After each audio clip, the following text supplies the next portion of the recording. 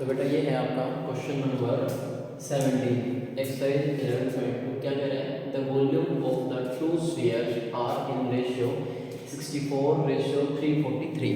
हमें दो स्फीयर है और दोनों स्फीयर के वॉल्यूम का रेशियो दिया है बेटा। कितना दिया है? 64 and 343। Find the ratio of, आपको रेशियो फाइंड करना है ऑफ देयर सरफेस एरिया, उनके सरफेस एरिया का रेशियो फाइंड करना है। ठीक है, तो हमें स्फीयर का वॉल्यूम दिया है, तो मान लेते हैं सबसे पहले let V1 with the volume first sphere.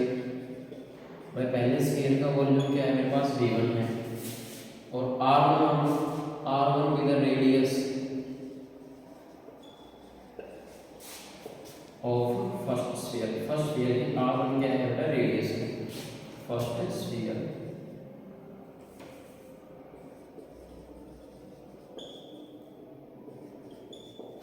ठीक है, इस तरह से V2 को हमने मान लिया, V2 with the volume of second sphere. V2 में आपके पास वॉल्यूम रहेगी सेकंड स्फीयर की, और R2 विद द रेडियस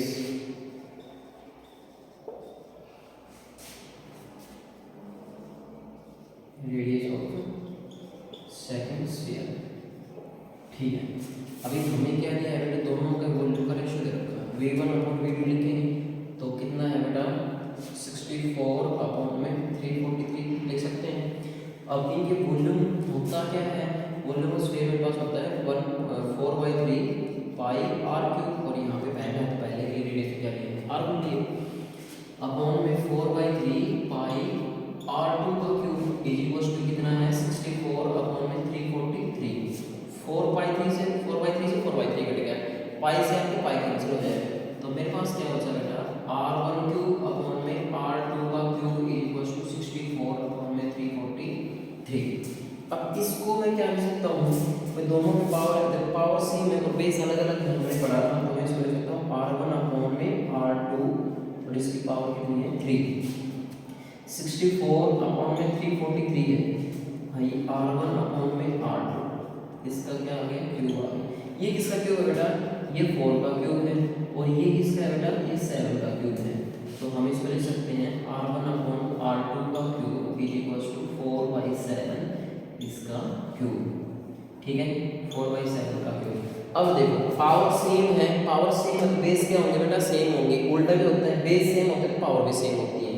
तो यहाँ से ये क्या इंप्लाइज करें? This implies r1 upon r2 equals to 4/7। r1 upon r2 कितना आ गया? 4/7। Equation number 1। हमें क्या फाइंड करना है? हमें सरफेस एरिया को क्या फाइंड करना है बेटा? रेशियो फाइंड करना है। तो लेट हमने मान लिया S1 भी द सरफेस एरिया, कौन सरफेस है वो? सरफेस है वो ऑफ स्फीयर। ये क्या है?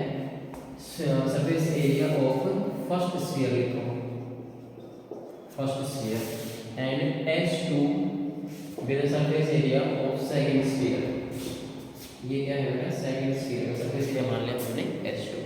तो S1 अपॉन S2 हमें फाइंड करना है। ठीक, S1 अपॉन S2 क्या होता है बेटा? मेरे पास सरफेस एरिया फर्स्ट स्फीयर, तो क्या होता है? 4πr1 स्क्वायर और 4πr2 स्क्वायर।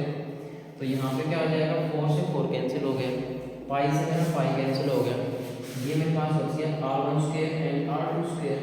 ठीक है, इसको फिर से पावर क्या है? सेम है, तो मैं लिख सकता हूँ r1 अपॉन r2 का स्क्वायर हो गया भाई, r1 अपॉन r2 का स्क्वायर।